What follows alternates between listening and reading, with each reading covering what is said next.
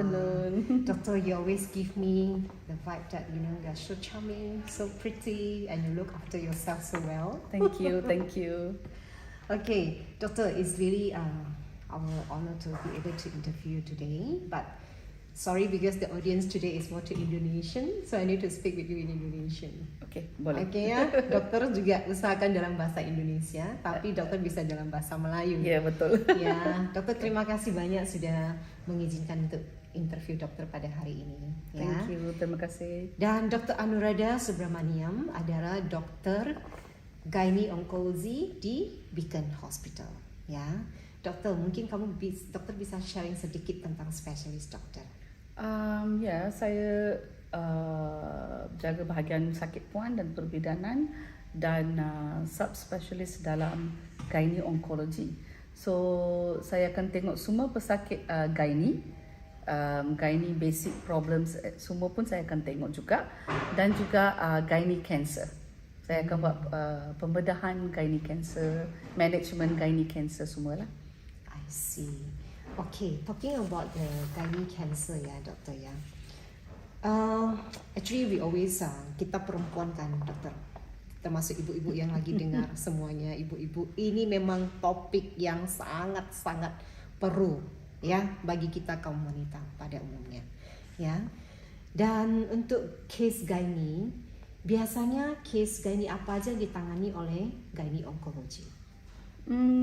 So seperti saya cakap, apa-apa masalah gynae, masalah period pun saya tengok juga, masalah menopause pun saya tengok juga, dan saringan kanser pintu rahim, dan kalau diagnose dengan masalah gynae cancer, boleh, sebab kanser ni boleh ada kanser ovary, kanser rahim, kanser pangkal rahim.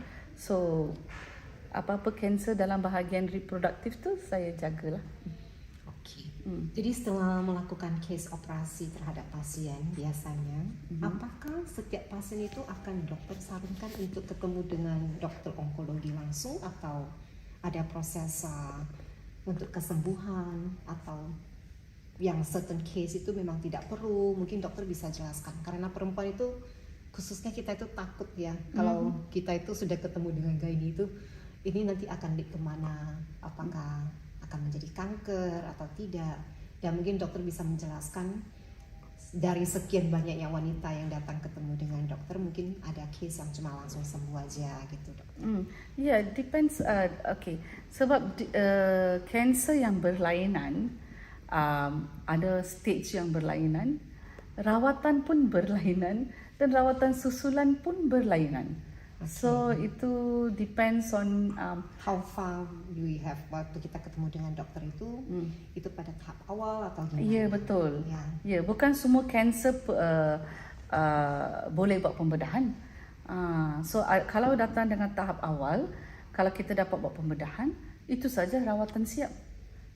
Tapi lepas itu, apa-apa kanser gynae pun mesti kena follow up dengan onkologi. Yes, seumur hidup. Jadi itu setelah dengan pasien ketemu dengan dokter onkologi, berarti itu langsung antara pasien dengan dokter onkologi tersebut, ya. Jadi pada pembedahan itu dengan dokter, ya. Tapi apakah pasien itu nanti akan disuruh oleh dokter untuk kembali lagi ketemu dengan dokter pada certain period? Yes, betul. Sebab masih perlu buat surveillance saringan. Sebab of course kalau kansernya tahap awal sangat, maknanya you sembuh lah 100%, tapi ada juga kanser tu boleh datang balik. So selalunya gynae cancer mesti mau tengok dengan gynae onkologi, follow up. So there will be follow up. Yes. It will be like in how long, doctor? That's why we have ni, kalau baru diagnose, kita selalu setiap 3 bulan. Kalau sudah lebih 2 tahun, setiap 6 bulan. Kalau sudah 5 tahun cancer free, setiap tahun. Okay, thank you so much dokter. Dan semuanya wanita itu udah dokter ya. Terus terang, mungkin menurut dokter juga di antara 10 wanita, mungkin ada 8 wanita, pasti ada ketumbuhan di dalam sistem reproduksi kita ya dokter ya. Dan kita sebagai wanita itu pasti takut apakah itu betul-betul berbahaya bagi kita atau tidak.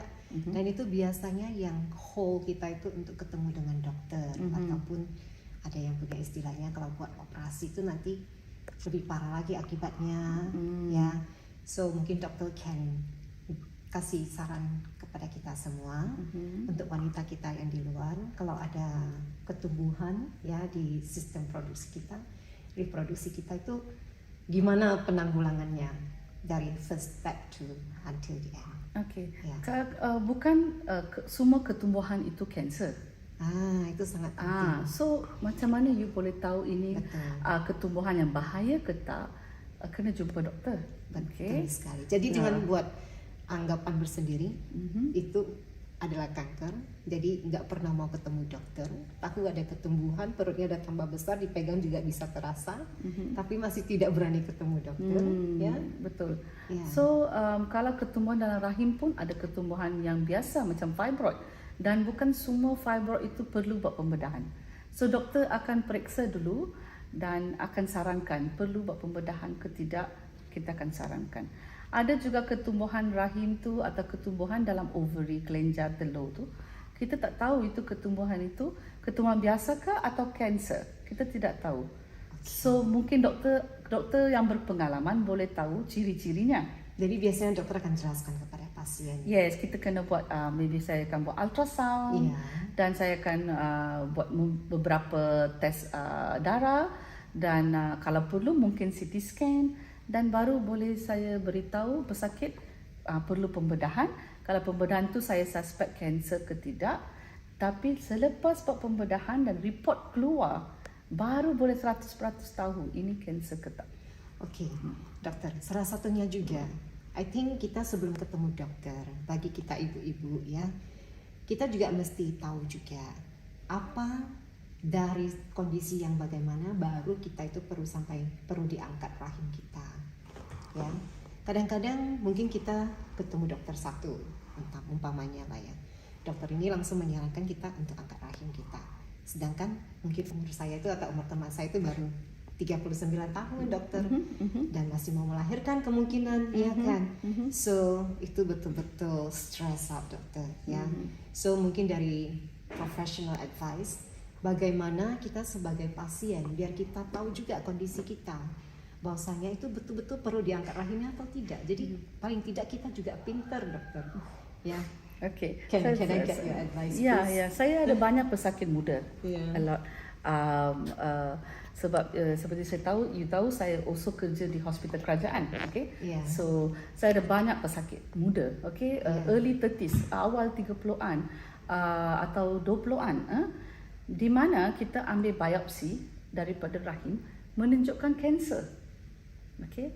So pesakit kena faham apa-apa kanser daripada bahagian reproduktif ini satu package macam itu. So bila kanser itu dari rahim, rawatannya mesti mau buang rahim. Tak ada cara lain. Okay. Tapi ada juga pesakit minta jangan buat operasi dulu. Bagi makan dulu ubat. Ada ubat, ada. Tapi kita ada kriteria pesakit mana yang sesuai. Boleh buat rawatan ubat dulu. Itu untuk kanser rahim sahaja, itu pun kanser rahim yang paling awal. So doktor ada kriteria dia lah. Betul. So pesakit mana yang sesuai. Kalau saya rasa tidak sesuai, memang kena buat operasi buang rahim juga. Okay. So paling tidak dokter akan menjelaskan kenapa betul. Ya, dan apa akibatnya kalau kita tidak buang rahim. Betul. Ya. Jadi kalau untuk let's say dokter, kita ada ya pada umumnya perempuan itu juga punya miom ya dokter ya, dan fibroid ya. Okay. So kalau ketumbuhan itu di posisi yang mungkin tidak berbahaya atau tidak, itu berarti kita tidak perlu sampai masih buang rahim gitu ya dokter ya. Iya betul, betul. Kalau dia ketumbuhan biasa saja seperti ketumbuhan fibroid dan dia tak besar, doktor rasa dia tak akan mengganggu untuk you mengandung, dan doktor tak akan buat apa-apa. Okay. So if you have problem dengan you punya period, okay. So ada wanita ada masalah period tak normal. Katakanlah period tu tak teratur, berpanjangan, period very heavy ya, ketul-ketul darah keluar, dan sakit yang sangat sakit perut. Lepas tu kalau dah selepas berhubungan seks keluar darah, itu semua tanda-tanda tidak normal. So apa-apa tanda yang tidak Ini normal. mesti ditulis ini semua. Yeah. So actually pesakit wanita boleh tahu kan apa macam mana rasa badan dia orang. Yeah. Kalau you rasa abnormal, Abnormal than what we usually. yes, then you should. Okay. Yes, seperti saya cakap, apa-apa abnormal, abnormal period, abnormal bleeding, sakit perut, you rasa perut kembung, perut, anything you rasa tak macam biasa, perlu jumpa doktor. Dan daripada banyak-banyak kanser gynae ini, hanya kanser cervix sahaja is preventable. Boleh dielakkan. Macam mana boleh dielakkan? Saringan. Kena buat saringan. Okay. So yang doktor sarankan sebagai pap smear itu, Ya, betul. pada umur berapa itu mesti dibuat, doktor? Okay, so pap smear ni hanya kepada wanita yang sudah berhubungan seks. Okay. Okay, dari mula umur 21 tahun sampai umur 65 tahun, setiap 3 tahun. You see, that's something preventable, so Yes. we must do it. Yes, Yes. betul. Okay. Thank you so much, Dr. Anuradha. Thank you for your time today with us. Okay, I hope that this is benefit everyone. Yeah, then Doctor, maybe we will have a second session because actually Dr. Anuradha is actually a very good doctor that in IG, in TikTok, yeah, Doctor, yeah. So you can find our Dr. Anuradha in her profile as well, yeah, to get to give her any inquiries that you think that you need to PM her, yeah. Okay, thank you so much, Doctor. Thank you, Yes. thank you, terima kasih. Okay, bye. Bye.